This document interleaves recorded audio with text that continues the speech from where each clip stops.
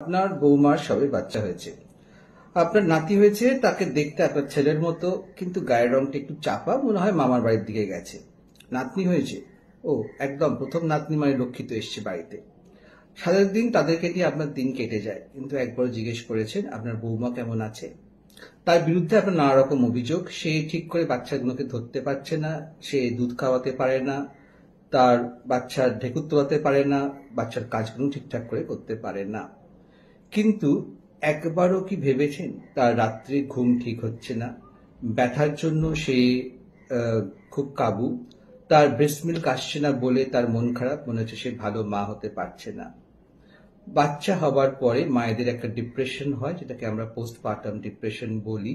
এটার কোনো কারণ নেই, হরমোনের চেঞ্জেসের জন্য হয়। এবং এরকমও দেখা গেছে যে একটা মা এতটাই মন খারাপ হয়ে যায়, নিজেকে শেষ করে দেওয়ার কথা ভাবে। এবং এইটার তো ডাক্তারি চিকিৎসা আছে, তাছাড়াও বাড়ির লোক, মানে আপনি, আপনার স্বামী, আপনার ছেলে, এদের সাপোর্ট কিন্তু সব থেকে বেশি জরুরি। ডাক্তার বা ওষুধের থেকেও আমরা তো দেবই সেই চিকিৎসাগুলো। বাড়ির লোক সাপোর্ট না করলে এই মেয়েটা কিন্তু অন্ধকারে তলিয়ে যাবে। তাই আপনি ভালো থাকুন, আপনার নাতি নাতনিদেরকে নিয়ে সংসার ভরে উঠুক, কিন্তু বৌমার এই মন খারাপটাকে অবজ্ঞা করবেন না।